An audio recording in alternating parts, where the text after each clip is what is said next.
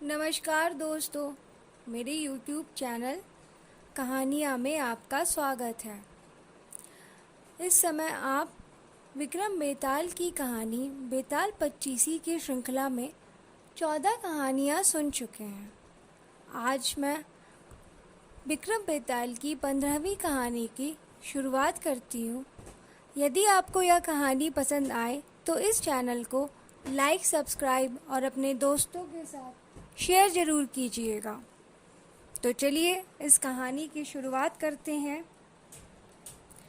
नेपाल देश में शिवपुरी नामक नगर में यशकेतु नामक राजा राज करता था।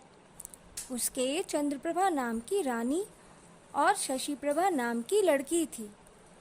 जब राजकुमारी बड़ी हुई तो एक दिन वसंत उत्सव देखने बाग में गई। वहाँ एक ब्राह्मण का लड़का आया हुआ था। दोनों ने एक दूसरे को देखा और प्रेम करने लगे।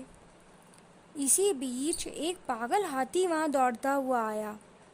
ब्राह्मण का लड़का राजकुमारी को उठाकर दूर ले गया और हाथी से बचा लिया। शशिप्रभा महल में चली गई, पर ब्राह्मण के लड़के के लिए व्याकुल रहने लगी। उधर ब्राह्मण के लड़के की भी बुरी दशा थी। वह एक सिद्धगुरु के पास पहुंचा और अपनी इच्छा बताई। उसने एक योग गुटिका अपने मुंह में रखकर ब्राह्मण का रूप बना लिया और एक गुटिका ब्राह्मण के लड़के के मुंह में रखकर उसे सुंदर लड़की बना दिया। राजा के पास जाकर कहा, मेरा एक ही बेटा है, उसके लिए मैं इस लड़की को लाया था, पर लड़का ना जाने कहाँ चला गया। आप इसे यहाँ रख लें, मैं लड़के को ढूंढने जाता हूँ, मिल जाने पर इसे ले जाऊँगा।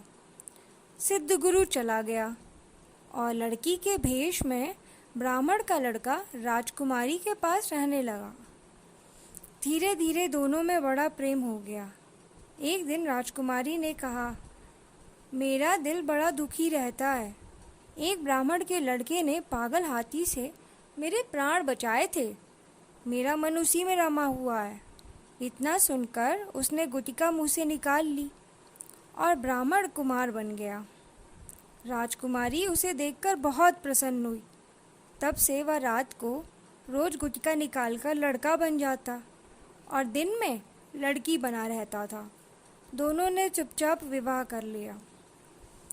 कुछ दिन बाद राजा के साले की कन्या मृगांक दत्ता का विवाह दीवान के बेटे के साथ होना तय हुआ। राजकुमारी अपने कन्या रूपधर ब्राह्मण कुमार के साथ वहां गई। संयोग से दीवान का पुत्र उस बनावटी कन्या पर रीझ गया। विवाह होने पर वह मृगांक दत्ता को घर तो ले गया, लेकिन उसका हृदय उस कन्या के लिए व्याकुल रहने लगा। उसकी यह दशा देखकर दीवान बहुत हैरान हुआ। उसने राजा को समाचार भेजा। राजा आया।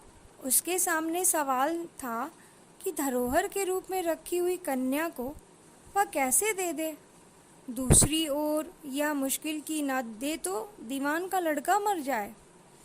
बहुत सोच विचार के बाद राजा ने दोनों का विवाह कर दिया। बनावटी कन्या ने यह शर्त रखी कि चूंकि वह दूसरे के लिए लाई गई थी, इसलिए उसका यह पति 6 महीने तक यात्रा करेगा, तब वह उससे बात करेगी। दीवान के लड़के ने यह शर्त मान ली। विवाह के बाद उसे मृगांक दत्ता के पास छोड़ तीर्थ यात्रा चला गया। उसके जाने पर दोनों आनंद से रहने लगे। ब्राह्मण कुमार रात में आदमी बन जाता और दिन में कन्या बना रहता। जब 6 महीने बीतने को आए तो एक दिन मृगांक दत्ता को लेकर भाग गया। उधर सिद्धगुरु एक दिन अपने मित्र शशि को युवा पुत्र बनाकर राजा के पास लाया और उस कन्या को मांगा। शाप के डर के मारे राजा ने कहा, वह कन्या तो जाने कहाँ चली गई, आप मेरी कन्या से इसका विवाह कर दें। वह राजी हो गया और राजकुमारी का विवाह शशि के साथ कर दिया।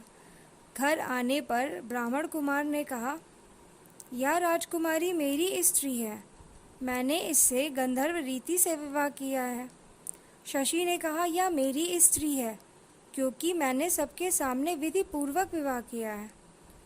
बेताल ने पूछा, शशि दोनों में से किसकी पत्नी है? राजा ने कहा, मेरी राय में वह शशि की पत्नी है, क्योंकि राजा ने सबके सामने विधि पूर्वक विवाह किया था।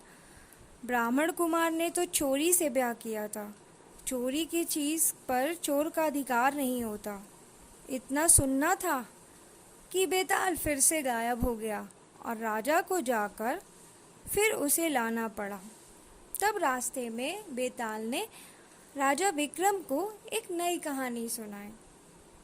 तो दोस्तों, विक्रम बेताल की ये 15वीं कहानी यहीं पर समाप्त होती है। यदि आपको यह कहानी पसंद आए तो इस चैनल को लाइक, सब्सक्राइब और अपने दोस्तों के साथ शेयर ज़रूर कीजिएगा। आप सभी का बहुत बहुत धन्यवाद।